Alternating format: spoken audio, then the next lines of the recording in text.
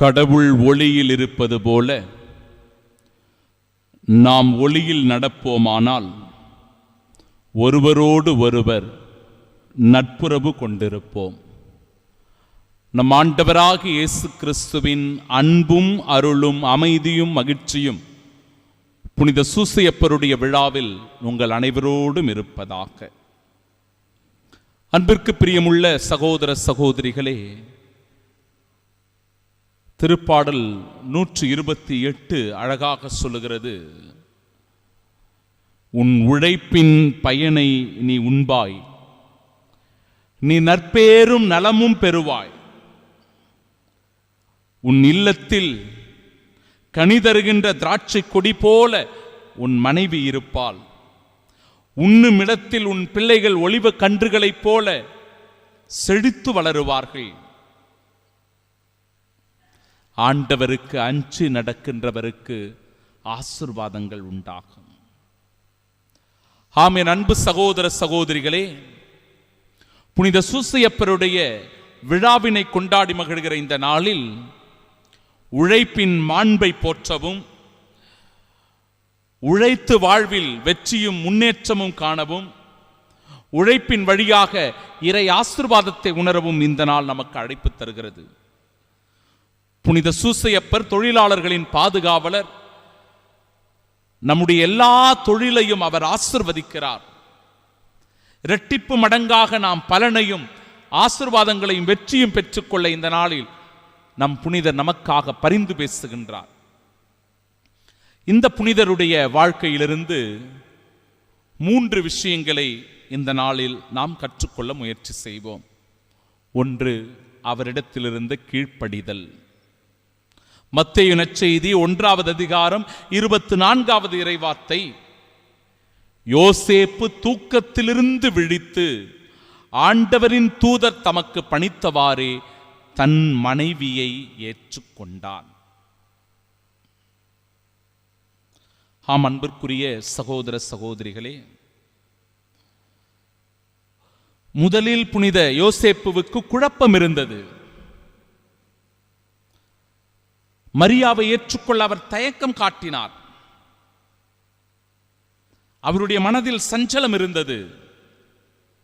எப்பொழுது வானதூதர் அவருக்கு தோன்றி மறை உண்மையை அவருக்கு வெளிப்படுத்தினாரோ அப்பொழுதே புனித சூசையப்பர் இறை திருவுளத்திற்கு, கடவுளின் கட்டளைக்கு முழுமையாக கீழ்ப்படிந்தார். நம்முடைய வாழ்க்கையிலும் இந்த கீழ்ப்படிதல் என்பது மிக மிக அவசியம். இன்றைக்கு ஆணவமும் அகங்காரமும் திமிர்தனமும் ஈகோவும் அதிகரித்திருக்கிறது. இதனால் குடும்பங்களில் சண்டை சச்சரவுகள், பிரச்சனைகள் அதிகமாக உருவாகி கொண்டிருக்கிறது. புதிதாக திருமணமாகிறவர்கள் கூட சொற்பமான நாட்களிலேயே பிரிந்து போய்விடுகிறார்கள். ஏனென்றால் கீழ்ப்படிதல் இல்லை. யாரும் யாருடைய சொல் பேச்சும் கேட்பதில்லை, மதிப்பதில்லை. பெரியோர்கள் பெற்றோர்களுடைய சொற்பேச்சினை பிள்ளைகள் கேட்பதில்லை, பொருட்படுத்துவதில்லை, உதாசீனப்படுத்துகிறார்கள், மதிக்காமல் நடந்து கொள்கிறார்கள். அவர்களுடைய மனம் நோகும்படி புண்படும்படி பேசிவிடுகிறார்கள். கீழ்ப்படிதல் இல்லை. கீழ்ப்படிதல் மிக மிக அவசியம் என் அன்பு சகோதர சகோதரிகளே. ஒரு ஊரில் ஒரு கஞ்சன் ஒருவன் இருந்தான். 5 பைசா ஈய மாட்டான் சொல்லுவாங்க இல்லையா, எச்ச கையில கூட காக்கா ஓட்ட மாட்டான் அப்படின்னு. அப்படிப்பட்ட ஒரு கஞ்சன், மகா கஞ்சன். அந்த கஞ்சனிடத்தில் அவருடைய மனைவி, எங்க எனக்கு ரொம்ப நாளா ஒரு ஆசை இருக்குது, நம்ம பிள்ளைக்கு வெள்ளியில ஒரு கொலுசு செஞ்சு போடலாம், அதனால ஒரு கொலுசு செஞ்சீங்கன்னா ரொம்ப நல்லா இருக்கும் அப்படின்னு தன்னுடைய கணவனிடத்தில் சொல்லுகிறான். அந்த கணவனும் சரி பார்ப்போம் அப்படின்னு சொல்றான். 1 மாத காலமாகிறது. மீண்டும் அந்த மனைவி, ஏங்க நான் சொல்லி 1 மாசம் ஆயிடுச்சு, என்ன ஆச்சு, நம்ம பிள்ளைக்கு கொலுசு செய்யலாம் அப்படின்னு சொன்னனே, கொஞ்ச நேரம் பொறுமா, பிறகு பார்க்கலாம். 3 மாத காலமாகிவிட்டது. மீண்டும் அந்த மனைவி, ஏங்க நம்மகிட்ட எதுவும் இல்லாமையா இருக்குது? கடவுள் எல்லாத்தையும் கொடுத்திருக்கிறார், எல்லா வசதியும் கொடுத்திருக்கிறார். சின்ன ஒரு ஆசை, நம்ம பிள்ளைக்கு ஒரு வெள்ளி கொலுசு வாங்கி போடலான்னு, அதை செஞ்சாதான் என்னவா? கொஞ்சம் உரிமையோடு சண்டை போட்டு கேட்கிறாள். இருமா அப்புறம் பார்ப்போம் அப்படின்னு சொல்லி உதாசீனப்படுத்தி விட்டு போய்விடுகிறான். காலங்கள் கடந்து போகிறது.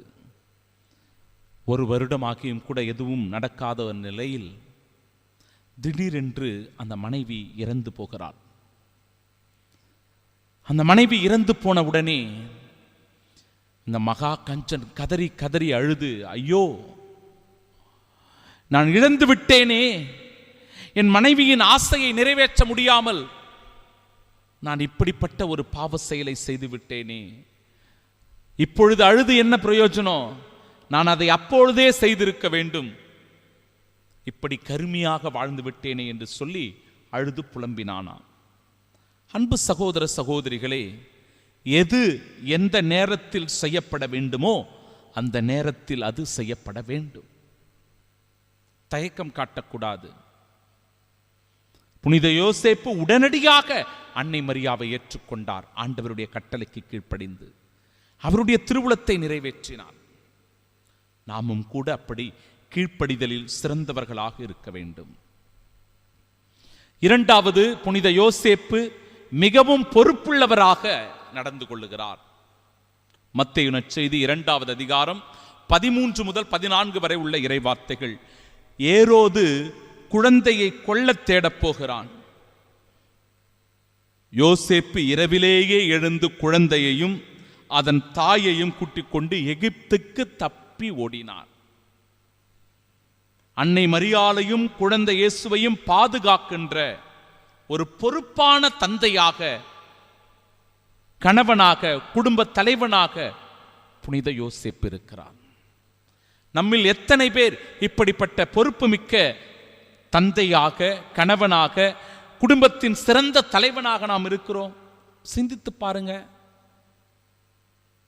நம் குடும்பத்திற்காக, நம்முடைய குடும்பத்தின் முன்னேற்றத்திற்காக கடுமையாக உழைக்கிறவர்களாக இருக்கிறோமா?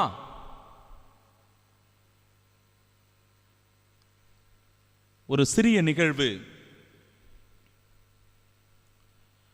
ஒரு தந்தை பள்ளியில் படித்துக் கொண்டிருக்கிற தன்னுடைய மகனை அழைத்து கொண்டு வர வேண்டும் என்று போகிறார். பள்ளி முடிந்ததும் அந்த குழந்தையை வீட்டுக்கு அழைத்து கொண்டு வர வேண்டும். அந்த மகனை அழைத்து கொண்டு வருகின்ற வழியிலேயே நல்ல மழை பெய்ய தொடங்குகிறது, அடைமழை. தந்தை ஒரு குடையை கொண்டு போயிருந்தார். அந்த குடையை எடுத்து தன்னுடைய மகனிடத்தில் கொடுத்து, மகனே இந்த குடையை நீ பிடித்து கொண்டு வா என்று சொல்லி அந்த குடையை அந்த பையன்கிட்ட கொடுத்துறார். அந்த பையனும் பாதுகாப்பாக அந்த குடையை பிடித்து கொண்டு மழையில் நனையாமல் வீட்டுக்கு வருகிறான். வீட்டுக்கு வந்த அந்த பையன் தன் தந்தையை பார்த்து கேட்கிறான், அப்பா, மழையில் நான் நனையாமல் வர நீங்கள் இந்த கொடையை கொடுத்தீங்க, நீங்க ஏன்பா நனைஞ்சிட்டு வந்தீங்க? நீங்க எதுக்காக அந்த மழையில் அப்படி நனைஞ்சிருக்கிறீங்க? அந்த தந்தை அழகாக சொன்னார், மகனே, நீ நனையக்கூடாது, மழையில் நீ நனைந்து நோய்வாய்ப்பட்டு விடக்கூடாது என்பதற்காக நான் மழையில் நனைந்தேன் என்று சொல்லுகிறான். ஆம், அன்பு சகோதர சகோதரிகளே, ஒவ்வொரு தந்தையும் கூட இப்படி பொறுப்பு மிக்கவர்களாக, குடும்பத்தில் அக்கறை உள்ளவர்களாக இருக்க வேண்டும் என்பதை உணர வேண்டும். 3வது, புனித யோசேப்பு இடத்தில் இருந்த அமைதி. லூக்கா நற்செய்தி 2வது அதிகாரம் 51வது இறைவார்த்தை. இயேசு நாசரேத்திற்கு திரும்பி போய் அவர்களுக்கு பணிந்து நடந்தார். அவர் தாய் இவை அனைத்தையும் தம் உள்ளத்தில் பதித்து வைத்திருந்தார். பேச்சில் இல்லை, செயலில் இருக்கணும். இந்த அமைதி என்பது நம் உள்ளத்தில் இருக்க வேண்டும், நம் இல்லத்தில் இருக்க வேண்டும். இந்த அமைதியை இழந்த மக்களாக இன்றைக்கு நாம் எல்லோரும் இருக்கிறோம். எங்கு பார்த்தாலும் இரைச்சல், சத்தங்கள். ஒரு பக்கம் இந்த உலகம் அமைதி சமாதானத்தை இழந்து போர் மேகங்கள் சூழ்ந்திருக்கிறது. இன்னொரு பக்கம் மத கலவரம், சாதி கலவரம், இன கலவரம், மோதல்கள், தீவிரவாதம் என்று சொல்லி எங்கு பார்த்தாலும் சண்டை சச்சரவுகள், குடும்பத்தில் பலதரப்பட்ட பிரச்சனைகள், நிம்மதியற்ற நிலை, மனதில் அமைதி இல்லை. புனித யோசேப்பு எல்லாவற்றிலும் அமைதியை அனுபவித்தவராக இருந்தார். ஒரு வார்த்தை கூட அவர் பேசவில்லை. நாமும் கூட அப்படி அமைதி விரும்பிகளாக இருக்க வேண்டும்.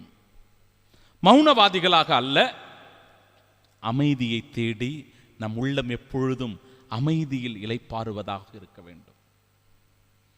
துன்பங்கள் வரும், இடர்பாடுகள் வரும், கஷ்டங்கள் இருக்கும், நோய் நொடிகள் வரும்.